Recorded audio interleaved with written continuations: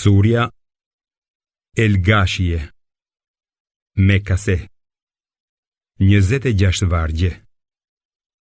Bismillahirrahmanirrahim. Me emrin e Allahut, të gjithë mëshirshmit, mëshirëplotit. A ke dëgjuar për ngjarjen gjithëpërfshirëse Kiametin? Atë ditë do të poshtërohen fytyra njerëzish që kanë punuar e janë raskapitur duke bërë të këqija në këtë botë. Ata do të digjen në zjarr të nxehtë e do të pinë nga burimet të valuara. Për ata nuk do të ketë tjetër ushqim përveç ferrave helmuese, të cilat as nuk do t'i mbajnë, as nuk do t'u ashuajnë urinë. Atë ditë, fytyrat e disave do të jenë të gëzuara, të kënaqura për punët e bëra.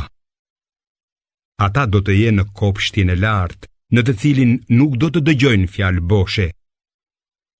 Atje ka një burim rrjedhës ujë dhe divane të ngritura.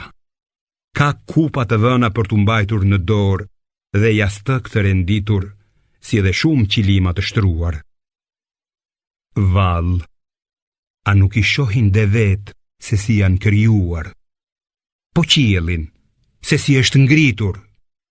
Po malet, se si janë vënë të patundur? Po tokën, se si është shtrirë?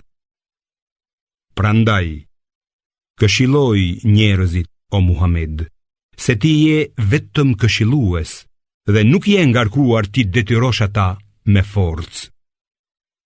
Sa për ata që shmangen dhe nuk besojnë, Allahu do t'i ndëshkoj me dënimin më të madh.